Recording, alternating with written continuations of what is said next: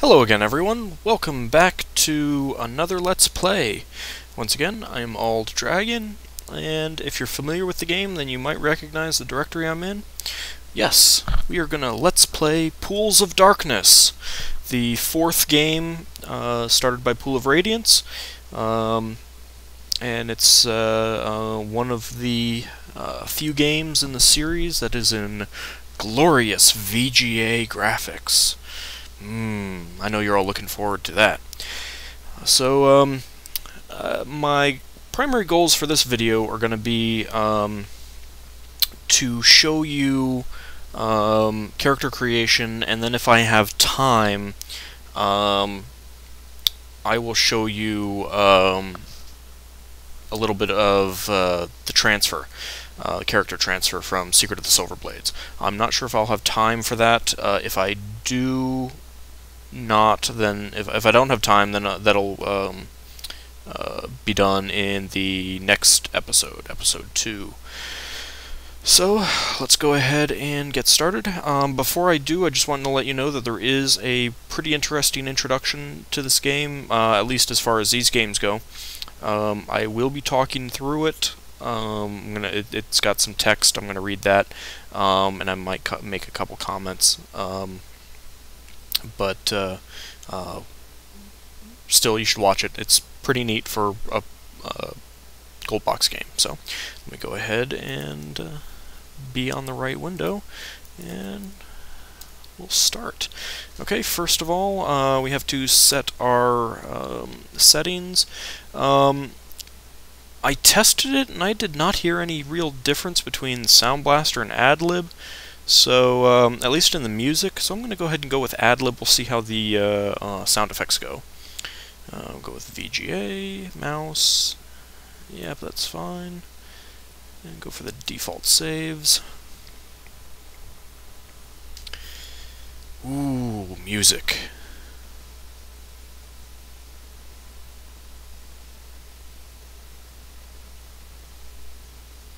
I have summoned you here to deal with a problem.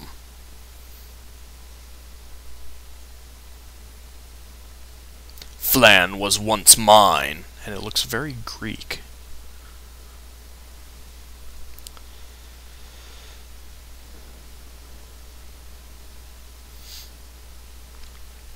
But some would-be heroes wrested it from my grasp.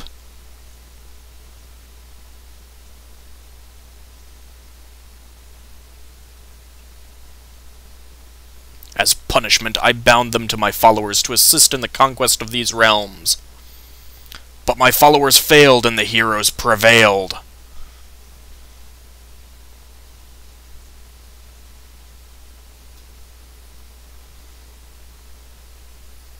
Next, I sent them to face the Dreadlord, whose power should have crushed them. He failed me also. Yay, fireball to the face. I have decided to make them pay for their insolence, while making the realms something or other. You shall be the instruments of my vengeance. Now go, and do not fail me!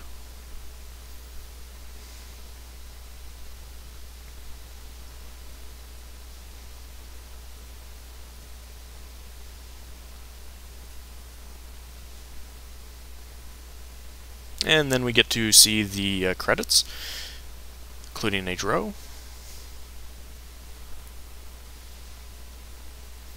Let's go ahead and play. Okay, first up is character creation. Once again, it's pretty standard. If you've seen my other videos, then you have a good idea of what it's going to be like. I'm going to create a couple characters, partly because I want to double-check some what you start with, depending on your character class and things like that. So I'm going to make at least 4 different characters. And the reason I'm going to do this is because I did a test import and did a quick look over. I didn't actually study what imported, but some items did import and other items did not, and so it causes a little bit of a headache.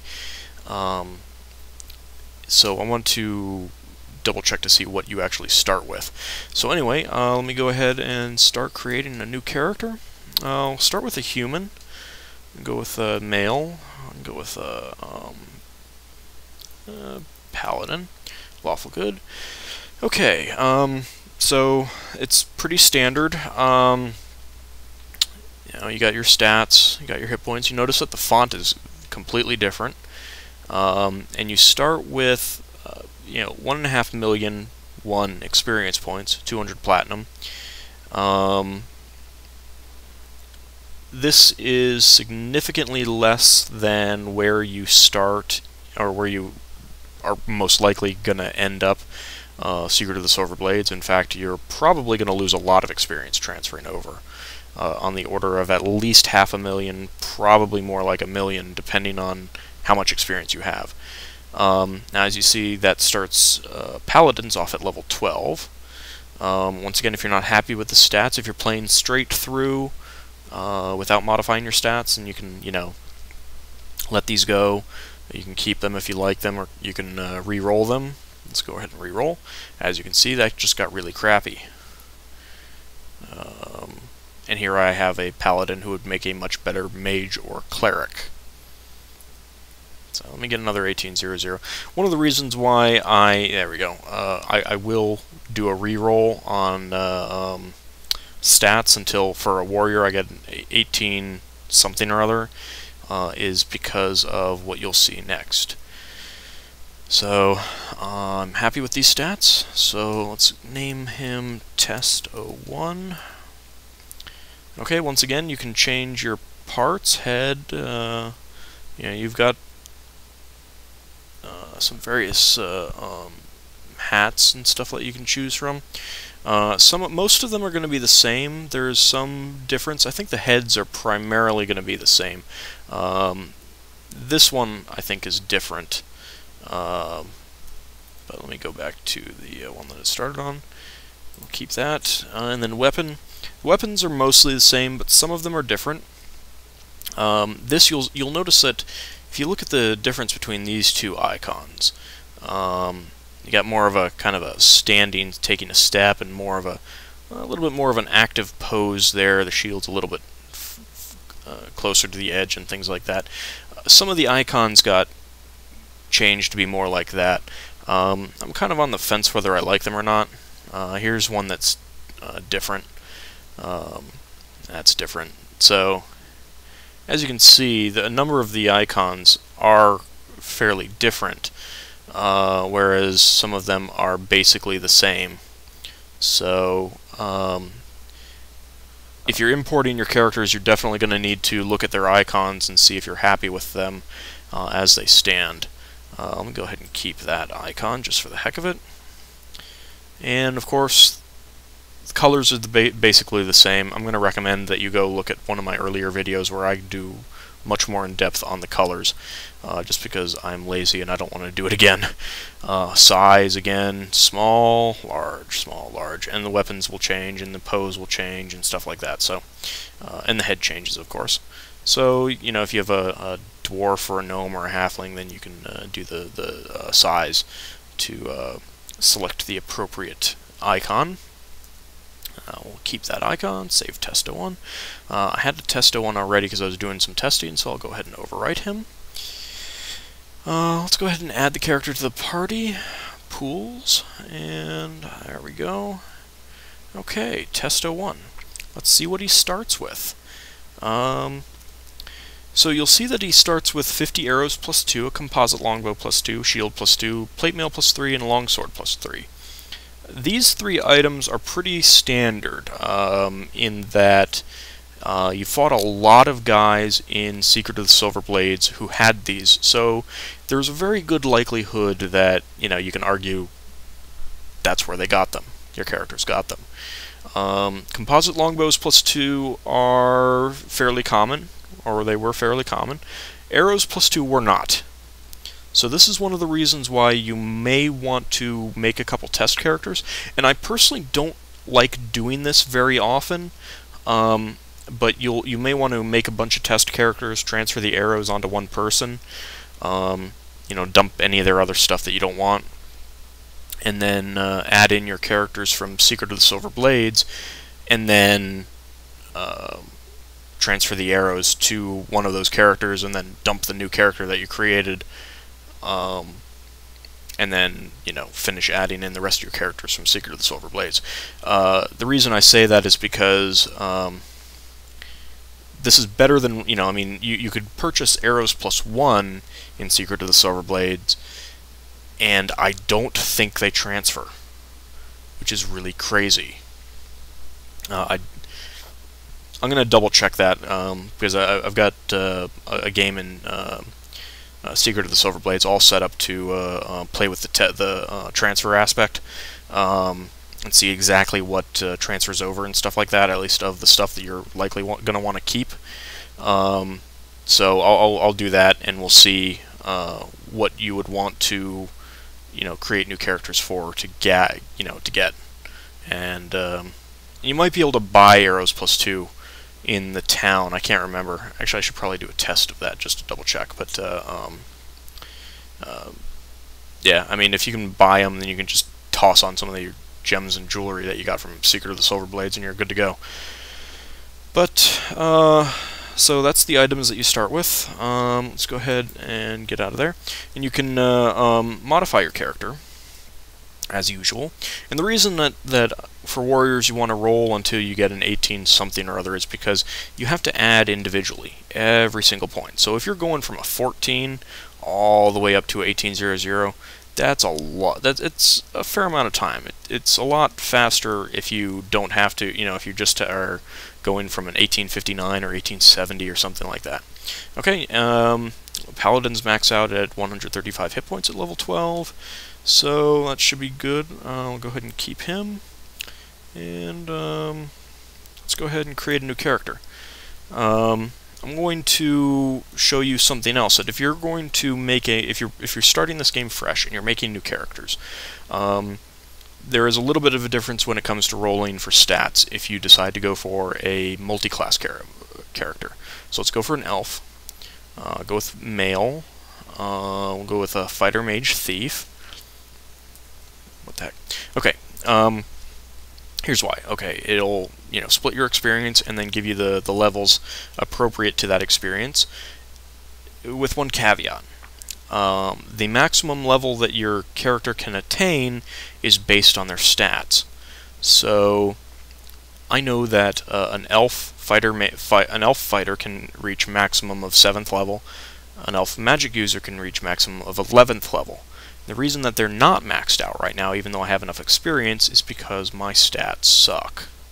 So you want to roll until you get an 18 there and an 18 there. Doesn't matter for thief because they always have unlimited advancement. If you were taking a cleric, thief, you'd want to make sure that you had an 18 wisdom rolled up naturally. Otherwise, once you max these out, you got to go train them and you'll lose experience and stuff like that, and it's just not worth it. So let's go ahead and re-roll. And that is something important to keep. Yeah, see here, I got an 18 and now it's up to 7 there. But this is still 9 because I only have a 14 intelligence. Again, one of the reasons why you want to do this is because otherwise it'll take, you know, that much longer to get your thief, you know, up more levels. And you're basically everything, you know, any class that you choose other than thief is going to be maxed out in this game. Period. So let's go ahead and re-roll. I'm going to pause it while I re-roll, and then you can see what I get. So once again here I got 17 intelligence, 15 strength, 5, 10, 12. So let me pause the video while I keep re-rolling. Okay, as you can see, I actually rolled up really awesome stats. 1875, that's max. 18 intelligence, 18 wisdom, 16 in dexterity, constitution, charisma. Weird. Okay. Let's not re-roll the stats, so we're happy with that, and you can see I maxed out, you know, level 7 fighter, level 11 magic user. Okay, test 02. I'll go ahead and keep the icon, yes. Okay, and then we'll add character to party. And we'll modify the character. Okay, so as you can see, that's maxed out. Those are maxed out. Keep in mind that if you use the up and down arrow key to get through here. One more down from that will get you to the name, so be careful about messing with the name if you're already happy with it. Unfortunately, the right and left arrow key just move on the menu at the bottom rather than increasing. Okay, that's good. Keep that. Okay, you'll see that that character starts with pretty much the same thing that a paladin does. So paladin, fighter, and ranger all start with the same thing, I believe, including any multi-class combinations thereof. So let's go ahead and exit. And let's create a new character. I'm just going to run through the other classes to see what they start with. Test 03. Exit. Yep. Yep. Yep. Add character to party. Let's view the character. Okay. So a cleric starts with 2 clerical scrolls. I do not think you can transfer your scrolls from Secret of the Silver Blades. I know you can't transfer the bundles. They're just outright deleted. So I'm going to try bringing some along that are unbundled, but I'm not sure if this game has random spells for the scrolls. I think it has specific scroll items with specific spells, so I don't think they'll transfer regardless. Alright, that aside, you get a staff sling +2, shield +2, mace plate mail +3, and a mace +3. So if you want any of those items, if you don't have anything that good, then you'd want to keep them. Okay, and I don't know what's on those clerical scrolls. But let's go ahead and create a new character. Human. Go with a magic user. Nope. Test 04. And that's the default icon. Yep. Let's go ahead and add the character to the party.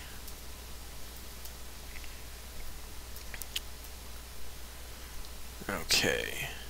So a straight mage will start with a ring of protection +2, bracers AC 4, quarterstaff +3, and darts +2. Again, you might want to get the darts +2. Just saying. Okay, let's create a new character. Go with a thief this time. Lawful neutral. Wow. Oops. Test 05. That's the default thief icon.